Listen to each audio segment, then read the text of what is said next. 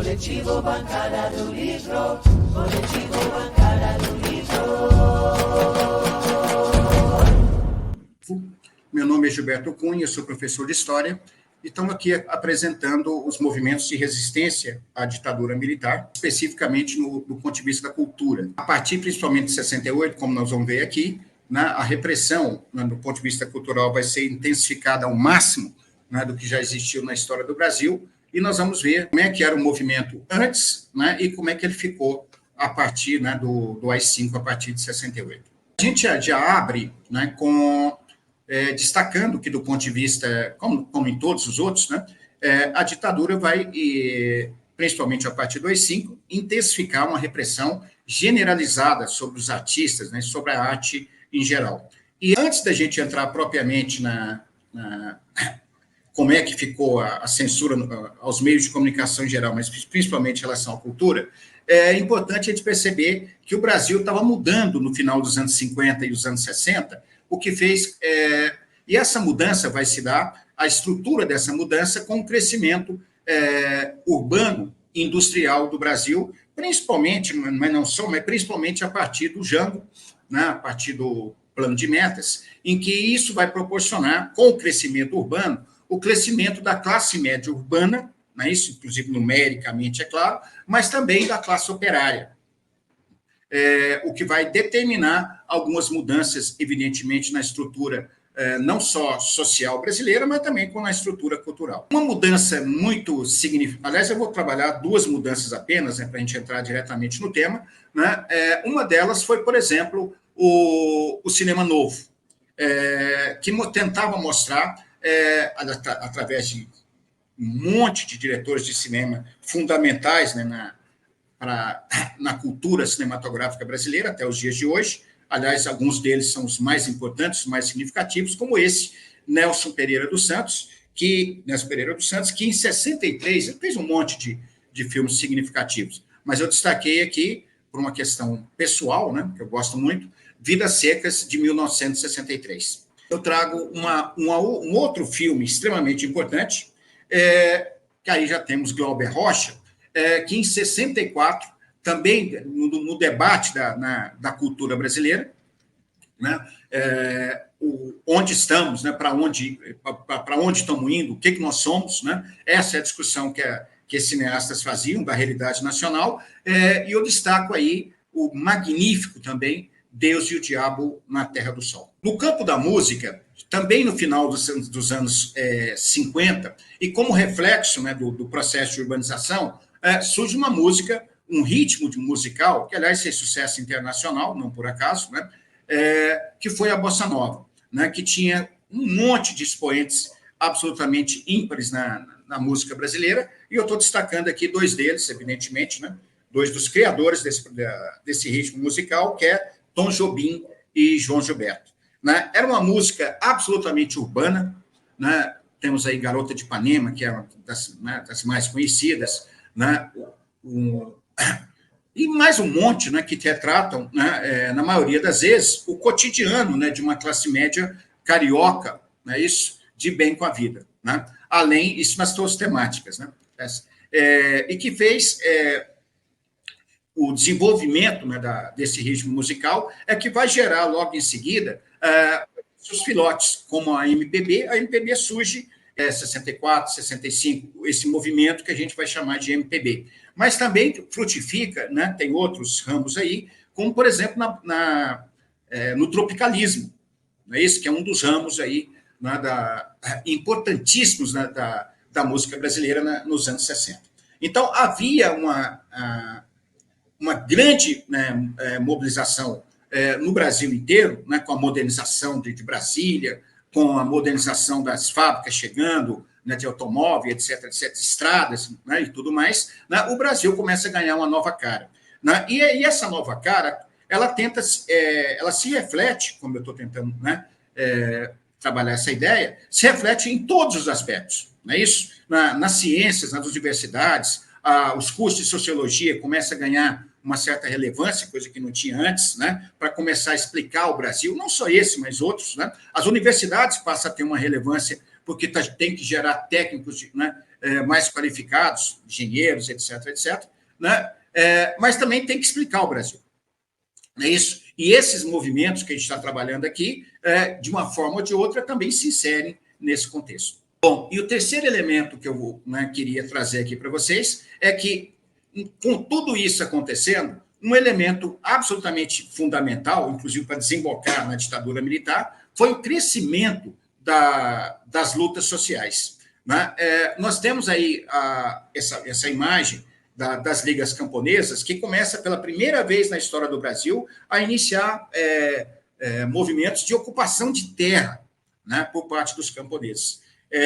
E coisa que era muito raro, nem inexistente anteriormente. E também a classe operária, né, com todas as debilidades das suas direções, etc., não só fazia greves importantes, como conquistou, só para você ter uma ideia, em 63, durante o governo, né, de conciliação de classe do Jango, conquistou o 13º salário.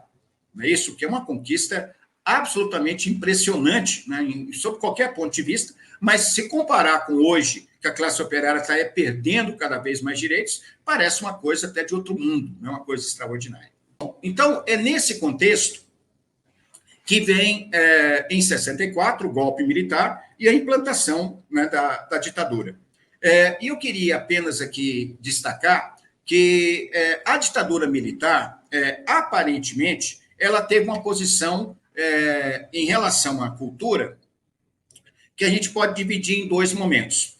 Até 1968, ao que parece, a principal preocupação dos órgãos de repressão era esmagar o movimento camponês, né, esmagar as ligas camponesas, era esmagar o movimento de resistência operária, né, com prisões, né, assassinatos, etc., e também o movimento estudantil.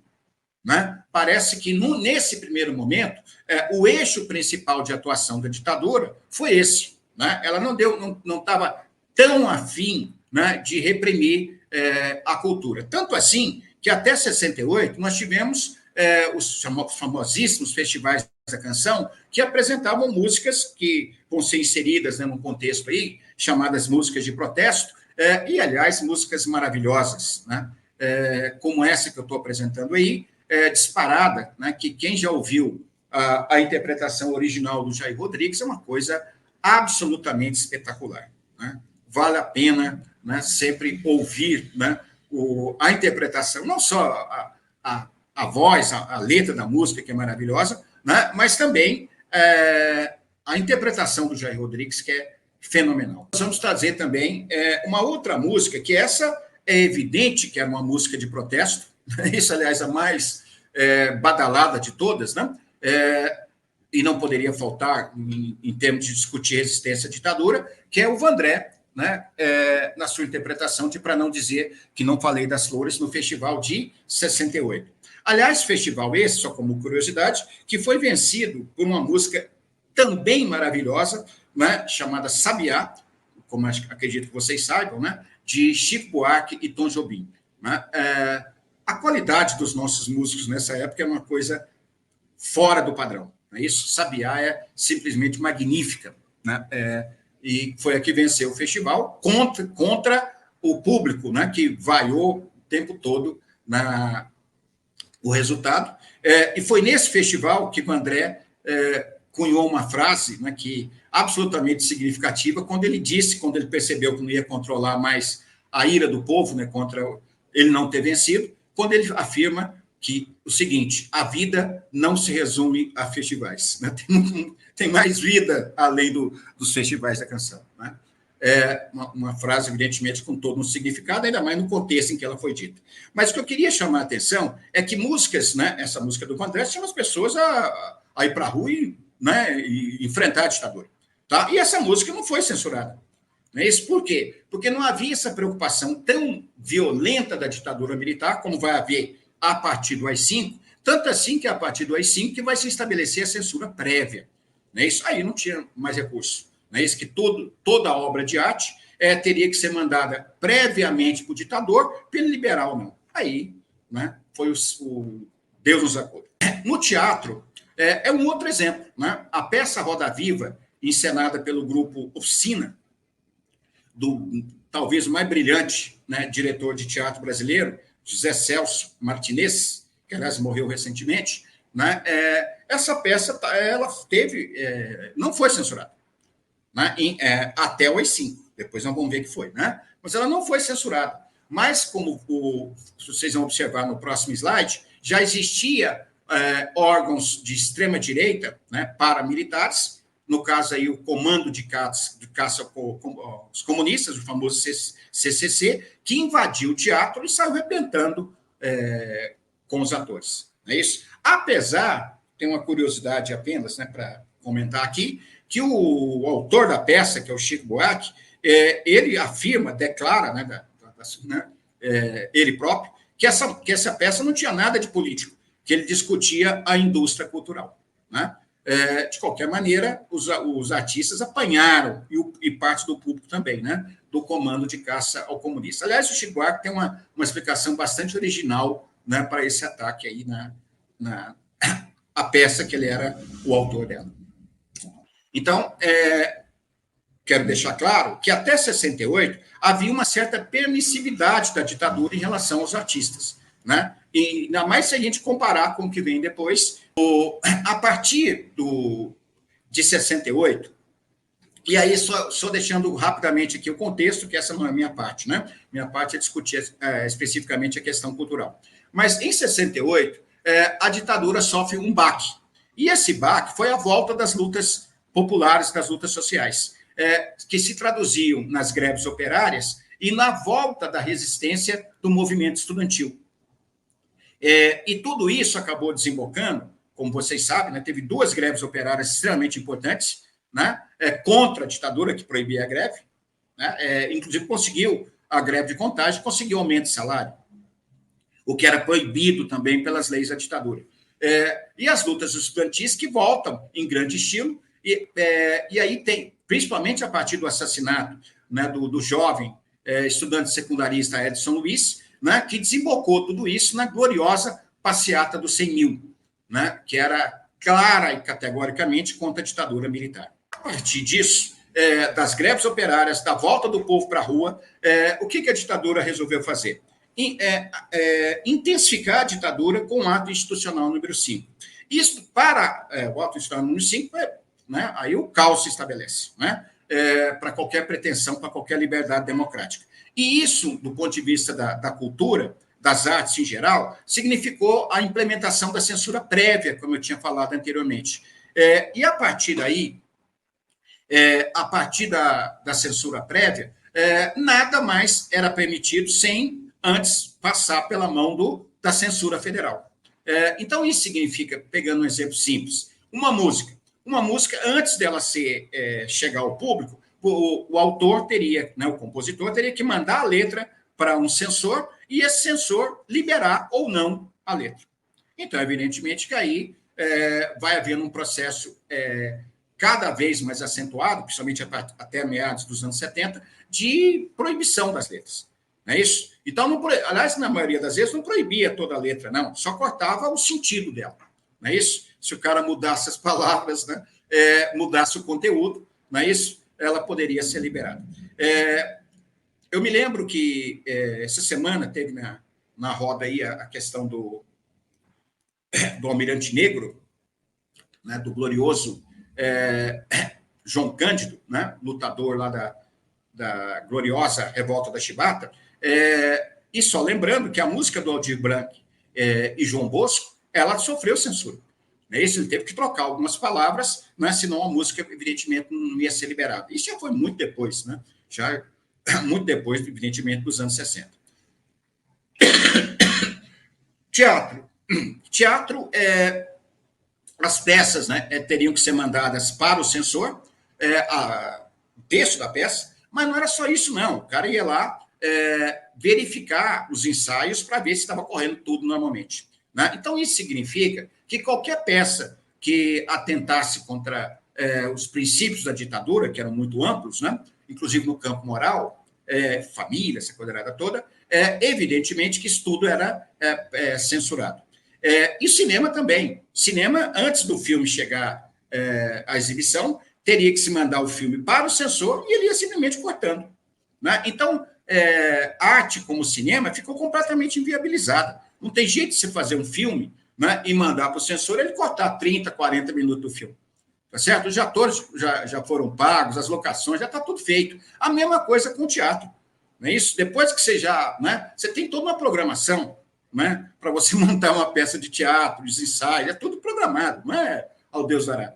Tá certo? E depois disso tudo, a censura vai e corta. Isso pode, isso não pode, essa cena corta, etc, etc. Né? E eu queria lembrar que a censura ela atingia também a televisão, né? E aí pegava tudo, né? Desde os jornais, os telejornais, em que existia um censor em cada rede de televisão, não é isso? Então, antes do jornal, né, chegar no público, o censor tinha que, né, lia as notícias lá e censurava na hora, né? O mesmo chegou a acontecer até com novelas, né? E isso eu né, atento com vocês, né, que é uma curiosidade, porque novelas da Globo, e todo mundo sabe que a Globo apoiou a ditadura militar até quase o final, não é isso?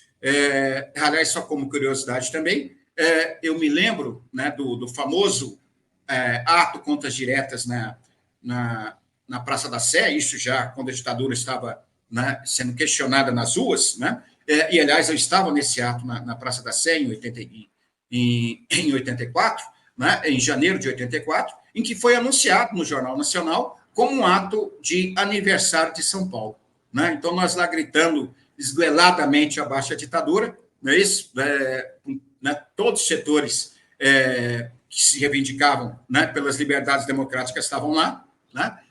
Cantores, políticos, etc. E o Jornal Nacional apresenta como sendo um ato pelo aniversário de São Paulo. Foi a coisa, a mídia mostrando a sua cara. Né? Mas mesmo a gloriosa Globo, né, dando apoio total à ditadura militar, ela teve novelas censuradas. Não é isso? Uma delas é Roque Santeiro. Outra, que eu não me recordo o nome agora, que foi censurada no dia da estreia, porque a temática dela era sobre um casal que estava se separando. Né, que estava, na época não existia, era desquite, né, que ainda não existia o divórcio. Mas a mulher estava se desquitando do marido. E isso, evidentemente, atenta contra a família tradicional. Né? Então, a novela foi censurada em cima da hora, quase na hora do apito do juiz para começar a partida. Né? Para se ter uma ideia do nível, né, de censura, né, que foi implantada. Até os que apoiavam, né, foram censurados. E a censura, evidentemente, ela pegava tudo que relacionado à política que ela considerava contra os seus interesses. Né? Isso, mesmo sendo ou não sendo. Né? É sempre bom te lembrar que a comissão de censura, os censores, não são intelectuais, aquela coisa errada toda que está censurando as obras. Né? Então, há uma margem aí de incompreensão das coisas muito grande, né, por parte da censura. Isso tem milhares de casos, né, que são contados, né, de como é que era a incompreensão dos censores. Tem alguns que viraram até quase que comédia. Não é isso? Um rapaz que queria, por exemplo, censurar uma peça que era de um autor da Grécia Antiga. E ele chegou lá na hora do ensaio, né, falou, não concordo, né, vamos ter que censurar, mas eu precisava conversar com o autor da peça. Aí teve que explicar para ele que não é impossível, porque o cara viveu na Grécia Antiga, então, evidentemente, que ele não estaria vivo nos dias de hoje. Né? Então, apesar dos censores não serem intelectuais, evidentemente, eles censuravam, né, os temas políticos, mas não era só. Né? Também eram censurados, né, a questão dos valores, os valores morais, os valores familiares. Né? E isso, evidentemente, tem um campo aí muito amplo. Né? Moral e bons costumes. Isso é o que as palavras que eles gostavam de usar. Né? Então, isso é muito amplo. Né? Inclusive, artistas como a gente vai ver, artistas que não tinham nada de político, né? que eram chamados até de cantores brega, que era o termo usado, né? Os cantores de música super popular, até esses caras eram censurados. Né? Dependendo do tema que eles abordassem, né? Eles eram censurados, como a gente vai ver daqui a pouco. Né? E a censura, só também como curiosidade, como a cabeça desses censores também, né, é cheia de regrinha, mas essas regras são algumas delas, né, são relativamente incompreensíveis. Vou te dar um exemplo aqui bastante inusitado. A partir dos anos 70, começaram a sair, por exemplo, as revistas com mulheres nuas, né? E tinha toda uma regra estabelecida pela censura federal para as fotos, né, de nudez. Por exemplo, não poderia, evidentemente, aparecer os órgãos genitais, mas também não poderia aparecer os dois seios femininos na mesma foto. Só poderia aparecer um. Né? Eu, sinceramente, nunca entendi a lógica dessa regra, mas era assim. Né? Para você ter uma ideia de como é que funciona a cabeça, né, do censor. Mas a censura atuava de maneira categoricamente gigantesca, né, a partir da implantação da censura prévia via o AI-5. Aí, apenas rapidamente, algumas peças, né, que foram censuradas: Calabar, de Chico Buarque e Rui Guerra, que a temática era... aliás, os artistas, né, percebendo como é que funcionava o jogo a partir daquele momento, começam a usar uma série de linguagens metafóricas, etc., para conseguir que as suas obras pudessem chegar até o público. Né? Então, Calabar é uma peça que trabalha, né, um personagem lá da insurreição pernambucana, né, relacionada à invasão holandesa, lá no século XVII. Não é isso? Mas para trazer a discussão para agora. Mas mesmo assim, ela foi. A peça Roda Viva, que não tinha sido censurada lá atrás, agora foi.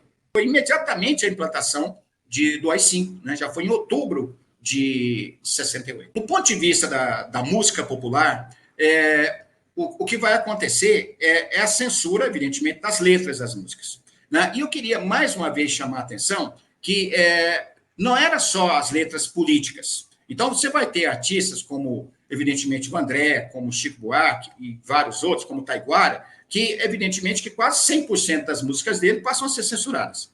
Não é isso? Aí era quase que bola caída. Né? Como você tinha que mandar a música para o censor, ele ia lá e censurava. A partir do episódio que teve com as músicas do Chico Buarque, a censura exigiu também que fosse mandado o nome e os documentos do autor da letra. Não é isso? Porque o Chico Buarque conseguiu liberar algumas músicas, né, com o nome fake, não é isso? E depois que a censura descobriu, ela passou a exigir documento. Aí que tornou absolutamente impossível, né, artistas que já estavam na lista dos excluídos lá da ditadura militar, né, essas músicas serem aprovadas. Mas eu citei aí, são dezenas e dezenas de músicos, né, que passaram por isso.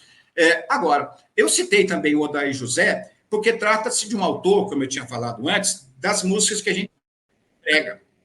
É isso. Mas essas músicas do Odair José abordavam temas como, por exemplo, a prostituição. Não é isso? Ele se apaixona por uma prostituta, aquela coisa toda. Né?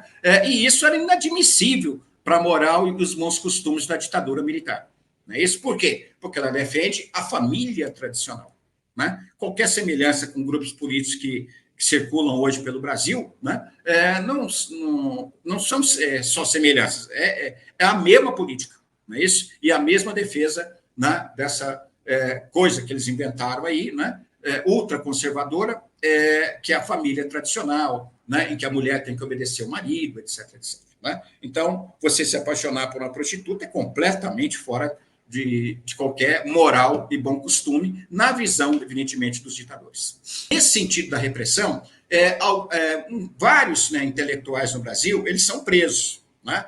Agora, do ponto de vista da música, né, o que mais se destacou, sem dúvida alguma, foi a prisão, né, do Caetano Veloso e Gilberto Gil, que, aliás, diga-se de passagem, também não faziam músicas com temática política. O que eles faziam é uma releitura da história do Brasil, e nessa releitura que eles faziam da história do Brasil, né, eles criticavam os valores tradicionais. Era isso que eles faziam. Tá certo? Nada direta, não era música de protesto. Não, o tropicalismo nunca foi isso. Né? Mas, mesmo assim, sob uma acusação de que eles estavam vilipendiando a bandeira do Brasil num show, que eles estavam dando uma boate no Rio de Janeiro, eles foram presos. Né? E depois encaminhados, como a gente vai ver, para o exílio. É isso? E, evidentemente, que quando eles foram presos, eles tinham os cabelos compridos, evidentemente que os cabelos deles foram cortados, né? Na cadeia. Né? É uma história muito bizarro. Mas vamos lá, próximo. Bom, um outro subproduto, né, dessa censura total que foi feita é que vários artistas, né, importantes em vários ramos da cultura brasileira, para conseguir produzir alguma coisa, né, tiveram que ir para o exílio. Um exemplo, né, que eu já citei o filme dele, Deus e o Diabo, Terra em Transe, né, de 68, etc., etc., né, o cineasta que eu considero mais importante, né, eu pessoalmente, né, do cinema brasileiro, em todas as épocas, Glauber Rocha, que teve que ir para o exílio. Simplesmente, como eu falei para vocês, você fazer um filme, depois mandar para o censor, e o censor cortar todo o seu filme, você ter que refazê-lo, isso é absolutamente impossível, né, numa arte como o cinema. Né? Então, ele, mais um punhado de artistas brasileiros foram para o exílio. Chico Buarque, que foi para a Itália, né, pelo simples fato de que todas as músicas que ele mandava eram censuradas. Aliás, quando ele volta, em 73, lança um disco só com músicas de outros compositores. Esse é um disco, aliás, magnífico. Aliás, as coisas que eram feitas nessa época tinham uma qualidade acima da média, né? Porque os caras eram acima da média. Então, esse rapaz, né, o Chico Buarque, fez o famoso Sinal Fechado, né?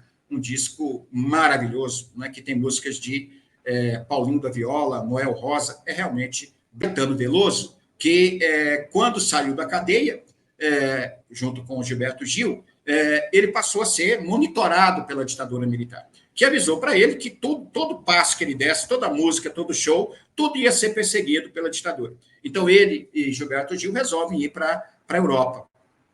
E na Europa, eles, no caso do Caetano, ele lançou 2 discos absolutamente magníficos. Um deles, claro que do meu ponto de vista, né? Um deles é essa maravilha, que é o Transa, e um outro é o famoso London, London, né? Cuja música, com esse nome, né, fez sucesso em várias épocas, né, aqui no Brasil. Aliás, é uma música muito bonitinha.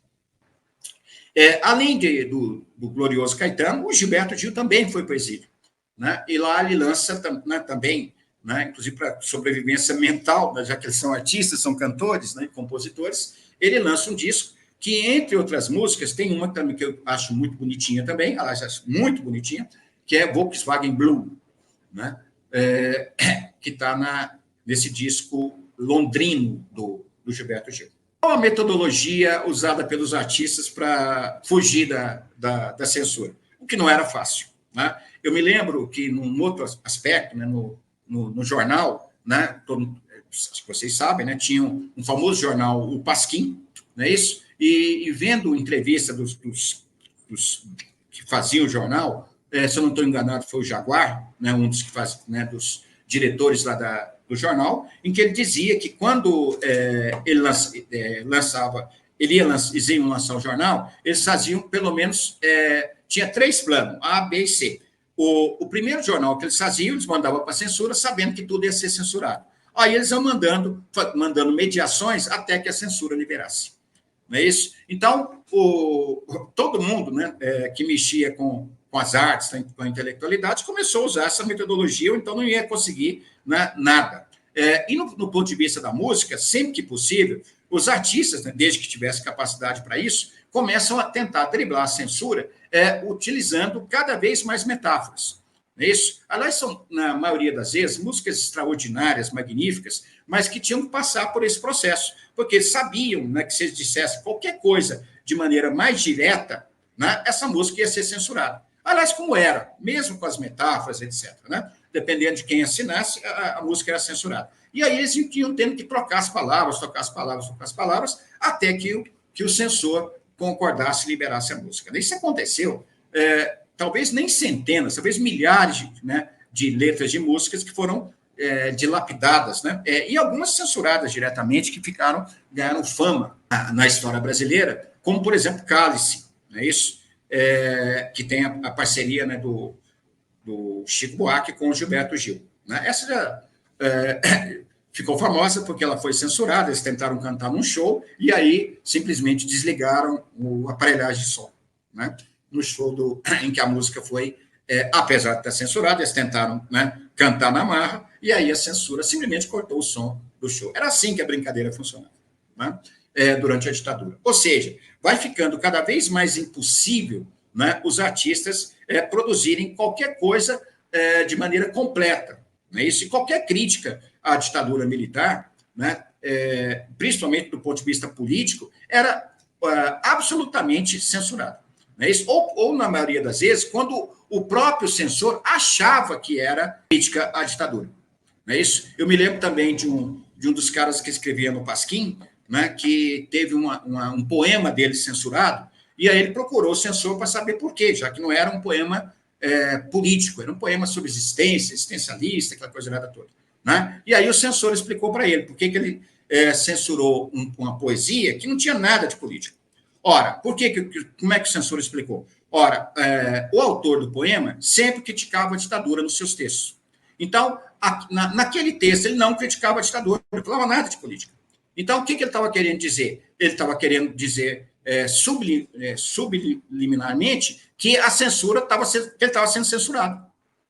Não é isso? Então, ele foi censurado porque, segundo o censor, ele estava insinuando com o poema existencialista que não estavam deixando ele escrever sobre política. Né? É assim que funcionava, né, às vezes, a cabeça do censor. Ou seja, era impossível, né, qualquer iniciativa mais prática, né, que questionasse o mundo, que questionasse qualquer mudança, né, que apresentasse qualquer mudança. Bom, gente, resumindo aqui, a censura, quando ela se tornou prévia, ela vai praticamente quase que inviabilizar qualquer tipo de crítica, a não ser de maneira muito sutil, não é isso? Feita com aliás, que conseguiu, né, chegar até a gente, né? É só ver alguns discos aí de Chico Buarque e de outros, né? Porque eles têm uma capacidade intelectual muito elevada. Né? E produziram letras magníficas, né? Que, aliás, só como comentário aqui, rapidinho, né? Só para a gente entender de que nível de artista que a gente está falando. No festival, eu falei do festival de 68, do Vandré, no festival de 67, competiram no festival, e, aliás, e não ganharam, Caetano Veloso com a música Alegria, Alegria, Gilberto Gil com a música Domingo no Parque, e o Chico Buarque com a música Roda Viva. Né? Essas três músicas e mais um punhado de músicas importantes foram apresentadas no mesmo ano, no mesmo festival, e não ganharam. Né? Quem ganhou foi Edu Lobo, né, com a música Ponteio. Né? Então, para ver o nível, a capacidade de criação desses artistas, aliás, que estão aqui, né, aí até hoje, esses que eu citei, né, isso, que eles conseguiam, né, de maneira extremamente sutil, né, isso, apresentar, né, alguma crítica, né, que conseguia passar, né, pelos censores. Mas, a partir, né, do final dos anos 70, a ditadura militar começa a entrar em crise, né, em função da crise econômica, né, que vocês já viram aí, né, em outras apresentações, mas também, e por causa também dela, as greves operárias que começam no ABC em 78, 79, e depois se espalham, explodem pelo Brasil afora. Então, com isso, a censura continuou existindo, não é isso? Mas com muito menos intensidade, com muito menos capacidade de reação. E um último grande ato, né, da ditadura militar, né, contra as artes, né, contra os artistas, contra os músicos especificamente, sem dúvida alguma, foi o atentado em 30 de abril de 1981, no Rio Centro, né, uma casa de espetáculo no Rio de Janeiro, onde se apresentaram os principais artistas do Brasil na época.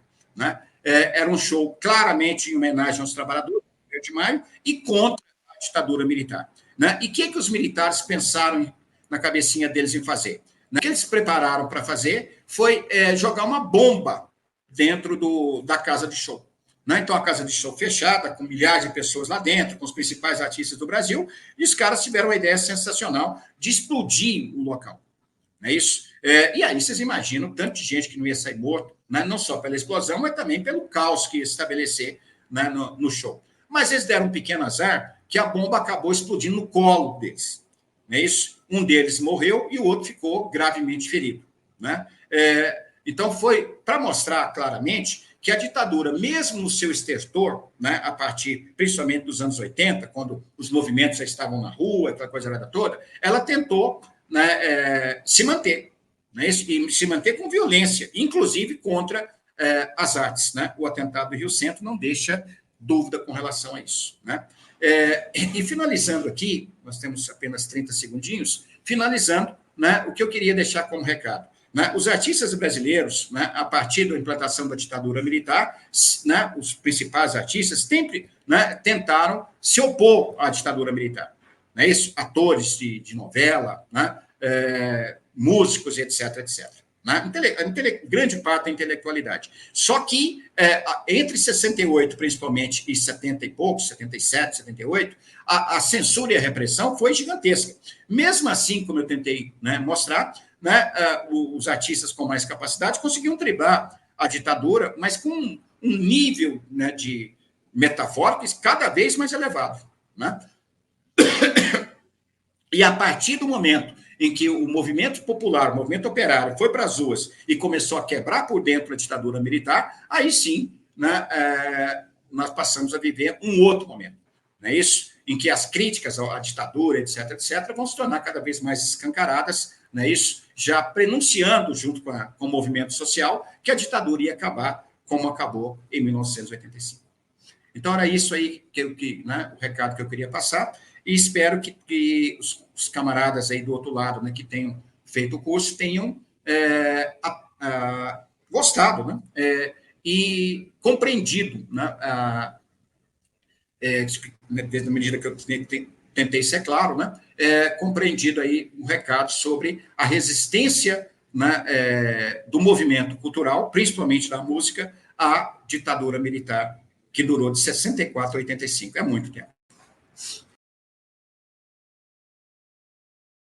Coletivo Bancada do Livro, Coletivo Bancada do Livro.